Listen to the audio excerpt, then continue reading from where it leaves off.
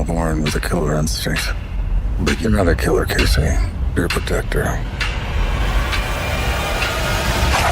In the shadow of the Yellowstone Ranch, where blood-soaked secrets still whisper through the windswept plains, a new storm brews, one that pits lawmen against outlaws in a fight for the soul of the American West. Welcome to Why Marshals, the gripping sequel that ignites the fire left by the Duttons. The sun hangs low over the Montana horizon, casting long shadows across the vast, untamed landscape that once belonged to the mighty Dutton family. But the ranch is gone now, sold off in pieces after the final brutal showdown that claimed John Dutton's empire. In its place rises a new threat, a syndicate of ruthless land grabbers, backed by corrupt politicians and shadowy corporations, aiming to turn the wild frontier into a playground for the elite. Enter U.S. Marshal Kane Riley, a hardened veteran with scars from wars abroad and battles at home. Kane's face is etched with lines of regret. He lost his partner in a botched raid years ago, and now he's assigned to this godforsaken corner of the country as punishment. But Kane isn't just any marshal. He's got Dutton blood in his veins, a distant cousin who walked away from the family drama long before it exploded. He knows the land like his own heartbeat, every hidden trail and forgotten grave. As the season opens, Kane arrives in the small town of Broken Ridge, where whispers of missing ranchers and vanishing livestock fill the air. The locals eye him with suspicion. They've seen lawmen come and go, bought off or buried. Kane's first case hits close. A young widow, Sarah Harlan, reports her husband's murder disguised as a hunting accident. Sarah's eyes burn with quiet fury. She's no damsel, raised on horseback with a rifle in hand, and she suspects the syndicate's enforcers are behind it. Kane digs in, uncovering a web of payoffs and threats that lead straight to Victor Slade, a slick businessman with a private army of ex-mercs. Slade's got plans for a massive resort that would flood sacred valleys and displace generations of families. But Kane's not alone. He teams up with Deputy Marshal Lena Torres, a sharp-tongued tracker from the borderlands who's got her own demons, haunted by a cartel betrayal that cost her family everything. Their partnership crackles with tension. Kane's old-school grit clashes with Lena's tech-savvy instincts, but together they're unstoppable. In the premiere episode Badge of Blood, Kane and Lena chase a lead to an abandoned mine, where they stumble upon a cache of smuggled weapons meant for Slade's men. Gunfire erupts in the dim tunnels, echoes bouncing off rock walls as Kane takes a grazing shot to the shoulder. He grits his teeth, firing back with precision born from years of survival. Lena covers him, her flashlight cutting through the dust like a blade. They escape with evidence, a ledger naming high-profile bribes, but not before Slade's top enforcer, a hulking brute named Jax Harlan, Sarah's estranged brother, twisted by greed, vows revenge over a crackling radio. Back in town, Kane confronts the local sheriff, who's in Slade's pocket, leading to a tense standoff in the dusty main street. Fists fly, and Kane emerges victorious but battered, earning a grudging respect from the townsfolk. As night falls, Sarah approaches Kane at his motel, sharing a flask of whiskey under the stars. She reveals a map her husband hid, marking syndicate hideouts across the old Dutton lands. "This fight's bigger than us," she says, her voice steady but laced with fear. Kane nods, knowing he's stepping into the same abyss that swallowed his kin. The episode builds to a cliffhanger. Lena decodes a message from the ledger, revealing an imminent attack on a native reservation bordering the ranch, land rich with untapped resources. Sirens wail in the distance as Kane loads his revolver, the weight of legacy pressing down. Cut to Slade in his opulent office, smirking at a photo of the Dutton ranch in flames, murmuring, "The West is mine now." Tension simmers in every glance, every shadowed corner, pulling viewers deeper into a world where justice is as fleeting as the Montana mist. Flashbacks weave in Yellowstone echoes, ghostly visions of John Dutton's unyielding stare, reminding the Kane of the family curse he can't escape. The Marshal's pursuit intensifies in Episode 2, Shadows of the Past, where Kane revisits the scorched Dutton homestead, now overgrown with weeds. Memories flood him, childhood visits, arguments over land rights, the day he chose the badge over the brand. Lena pushes him to open up, but Kane shuts down, focused on tracking Jax, who ambushes them on a foggy trail ride. Horses thunder, bullets whiz past ears, and Lena's quick thinking with the drone spots Jax's escape route. They capture one of his men, who spills under interrogation about an upcoming land auction rigged by Slade. Sarah joins the fray, insisting on riding along, her determination masking a secret alliance with tribal elders who hold ancient claims to the territory. Alliances fracture when Kane discovers Sarah's husband was double-dipping, selling info to Slade before his death, a betrayal that shatters her facade. Trust hangs by a thread as the team infiltrates the auction, disguised among bidders. Slade's speech drips with false charm. This is progress, folks, the end of the old ways. But Kane plants a bug, overhearing plans for a midnight raid. The episode ends with explosions lighting the night scheme one time, a diversion set by Jax to cover a kidnapping, targeting Lena's informant. Her scream echoes as she's dragged away, leaving Kane staring into the darkness, vowing to burn it all down if needed. Episode 3, Reckoning Ride, shifts gears to a high-stakes pursuit across rugged Badlands. Kane saddles up with Sarah, their chemistry sparking amid the chaos. Stolen moments of vulnerability, where he admits the Dutton name is both shield and shackle. They rescue Lena from a derelict cabin, but not without a brutal fight. Jax's knife glints in firelight, clashing against Kane's. Blood spills, old wounds reopen, and Jax escapes, scarred but alive. Back at base, the Marshals decode more from the ledger, linking Slade to federal corruption, a senator on the take. Tension escalates with a town hall confrontation, where locals rally behind Kane, chanting against the syndicate. But betrayal lurks. The sheriff tips off Slade, leading to a sniper's bullet grazing Sarah. She collapses in Kane's arms, whispering, "Finish it." The cliffhanger? An encrypted message from an anonymous source, perhaps a surviving Dutton, promising alliance but demanding a steep price. As the section closes on episode 4, Veiled Alliances, the plot thickens with undercover ops. Kane poses as a buyer, infiltrating Slade's inner circle at a lavish gala. Glamour hides the grit. Champagne flows while deals seal fates. Lena hacks security cams, spotting Jax plotting an assassination. Sarah, bandaged but fierce, provides intel from tribal contacts, revealing environmental sabotage, poisoned water sources to force sales. A chase through moonlit forests ensues, vehicles crashing, alliances tested. Kane corners Slade in a heated exchange. "You think you can erase history? The West remembers." Slade laughs. "History is written by winners." The episode peaks with a raid on Slade's compound. Marshals storming in under cover of storm. Gunshots ring, bodies fall, but Slade slips away, leaving a taunting note. The real war begins now. Kane stands amid the wreckage, rain washing blood from his hands, eyes fixed on the horizon where Yellowstone's ghosts still roam. Suspense builds with every revelation, drawing audiences into a tapestry of loyalty, loss, and lawlessness that echoes the Dutton saga while forging its own path. The storm clouds gather thicker over Broken Ridge as Kane Riley pushes deeper into the syndicate's grip. In episode 5, Broken Trust, the anonymous message from the past arrives like a ghost from Yellowstone's grave. A faded photo of John Dutton himself clipped to a note reading, "Blood calls to blood. Protect what's left." Kane's hands shake as he stares at the image. His distant uncle, the man whose legend still haunts every bar in Montana. The sender? A cryptic contact claiming to be from the old Broken Rock allies, hinting that Chief Thomas Rainwater's successors hold keys to stopping Slade. But trust is thin. Kane knows the reservation's history with the Duttons is soaked in resentment and uneasy truces. Lena, recovering from her wounds, insists they follow the lead, dragging Kane to a remote tribal meeting under starlit skies.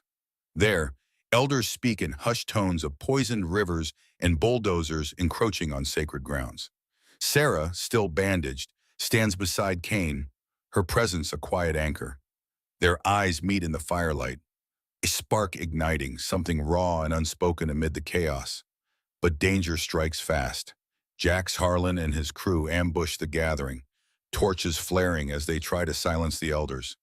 Horses bolt, gunfire cracks through the night, and Kane shields an old chief, taking another hit that leaves him bleeding on the dirt. Lena's precision shots drop two attackers, but Jax escapes again, leaving a message carved into a tree. Your badge won't save them. Back in town, the team uncovers Slade's next move, a massive fracking operation disguised as energy independence, set to poison the watershed that feeds half the county. Kane confronts the senator on the take in a tense diner booth, recorder hidden, words sharp as knives. The politician sneers. The Dutton era is dead. Move on. Kane leans in. Not while I breathe. The episode climaxes with a daring night raid on a fracking site where Kane, Lena, and Sarah sabotage equipment under floodlights. Explosions light the sky as rigs topple, but Slade's men swarm. In the melee, Sarah is cornered by Jax, her own brother.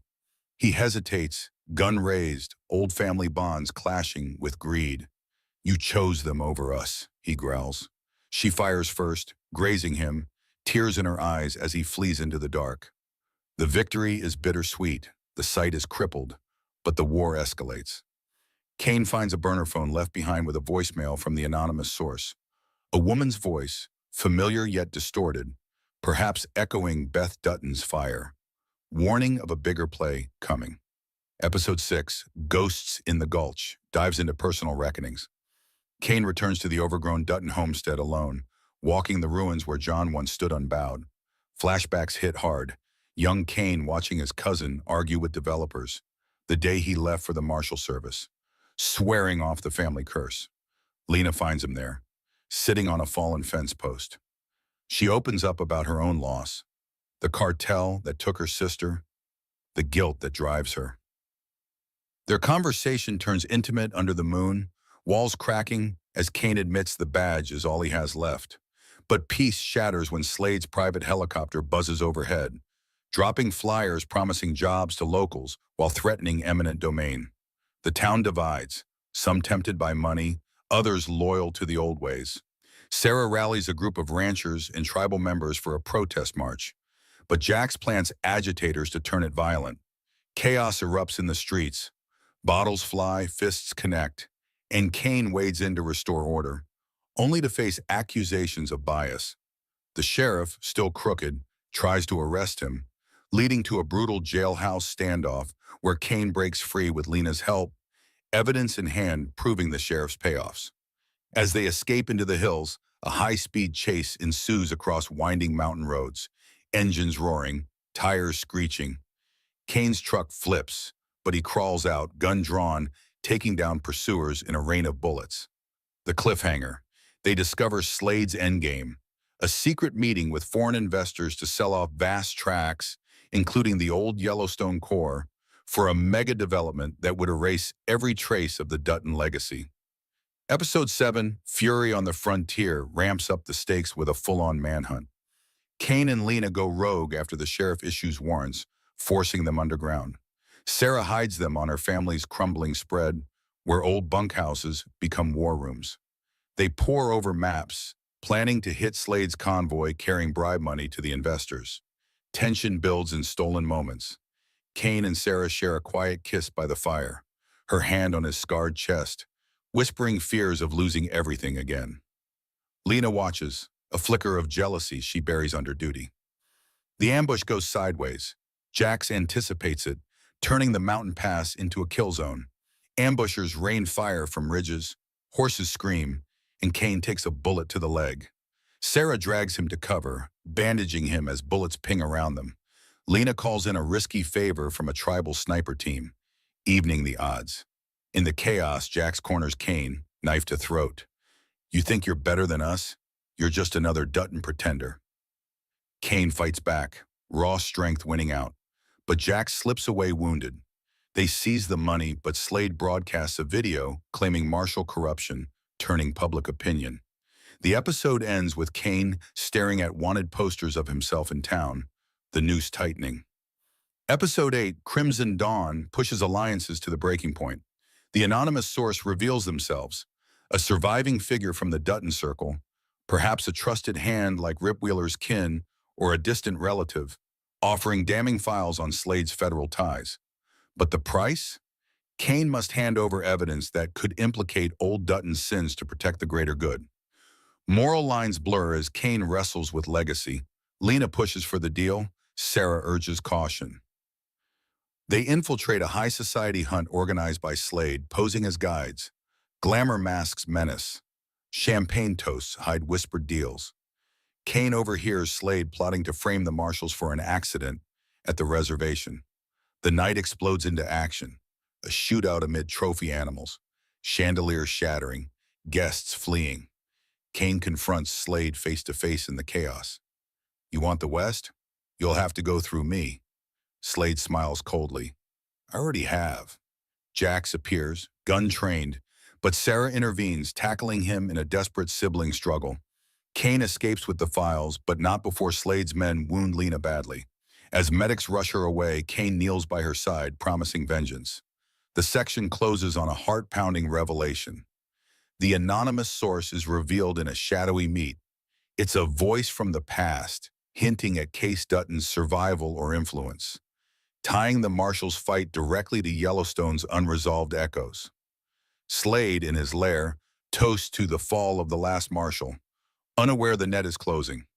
Suspense coils tighter, every betrayal sharper, every alliance more fragile, pulling viewers toward an inevitable collision where law, loyalty, and legacy crash together in the unforgiving Montana wilds.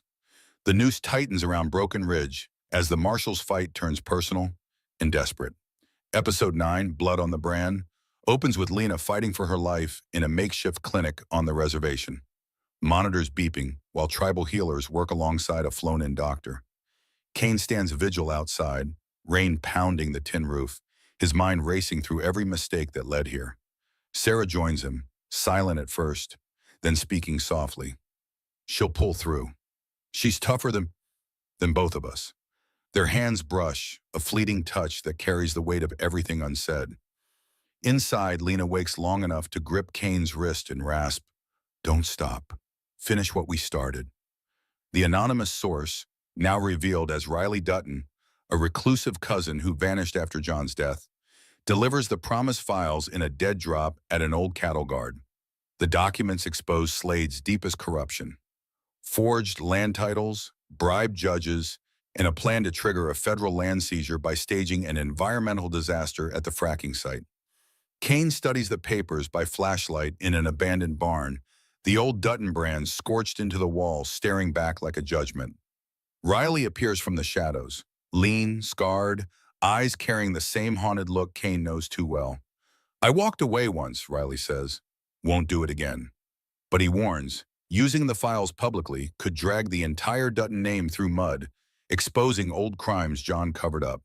Kane faces the choice, truth at any cost, or silence to protect a legacy already bleeding out. Meanwhile, Sarah Harlan, nursing his wounds, goes full rogue. He kidnaps a key tribal elder, demanding the reservation sell mineral rights or watch the man die. Sarah receives the ransom video on a burner phone, her brother's voice cold. "Family first, sis," or no family at all. The team mobilizes for a rescue in the Badlands, a tense cat and mouse through canyons lit only by moonlight. Kane and Sarah ride hard, Riley providing sniper cover from a ridge. They find the elder tied in a dry wash, Jax waiting with a small crew. Words fail, violence erupts. Sarah charges her brother, tackling him to the ground in a brutal, personal fight. Fists, elbows, tears mixing with dust. Kane takes down the others, but Jax breaks free, knife flashing, slicing Sarah's arm deep before Riley's shot drops him. Jax collapses, gasping, staring up at his sister. "You chose them." He dies in the dirt, the final fracture of a broken family. The elder is saved, but the victory feels hollow. Back at camp, Sarah bandages her wound in silence, Kane beside her. She looks at him. "I killed my own blood to save strangers. What does that make me?" He has no easy answer, only the quiet promise. "It makes you the one who ends this." Episode 10, The Long Reckoning, shifts to all-out war. Slade accelerates his timeline, announcing a groundbreaking ceremony for the mega resort, inviting media and investors while heavy security locks down the site. Kane, Lena, now on crutches but refusing to sit out, Riley and Sarah plan a multi-pronged strike, expose the files during the event, sabotage the ceremony, and force Slade's hand. Tension crackles in their hideout. Old arguments flare. Riley clashes with Kane over strategy. You want justice? Sometimes you need vengeance first. Lena mediates, her voice steady despite pain. They infiltrate as workers, planting evidence in bugs. On ceremony day, crowds gather under banners promising a new Montana. Slade takes the stage, all charm and promises, when Kane steps forward, microphone in hand, broadcasting the files live via hacked speakers. Slade's face twists as accusations fly. Bribery, fraud, murder. Chaos erupts. Investors scramble. Security draws weapons. Gunfire rings out as Slade's elite guards open up. Kane dives for cover, returning fire with lethal precision. Riley flanks from the side, dropping shooters with cold efficiency. Sarah and Lena work the perimeter, Lena directing tribal allies who have joined the fight. In the melee, Slade slips toward his armored SUV, but Kane intercepts him on the dusty road. Face to face, engines idling, rain starting again. It's over, Kane says. Slade laughs bitterly. You think one man can stop progress? The West died with your uncle. Kane's reply is quiet steel. The West isn't dead, it's just waking up angry. A final shot. Slade reaches for a hidden pistol. Kane fires first. Slade falls, the empire crumbling around him. But the victory isn't clean. Federal agents swarm in, tipped off by the broadcast, arresting remaining syndicate players, but eyeing the Marshals suspiciously. Riley disappears into the crowd, whispering to Kane, "They'll come for us next, stay sharp." Episode 11, Ashes and Oaths, deals with the aftermath. The town breathes again. Protests turn to cautious celebration. Water tests show the poisoning halted, but scars remain. Lena recovers enough to walk without crutches,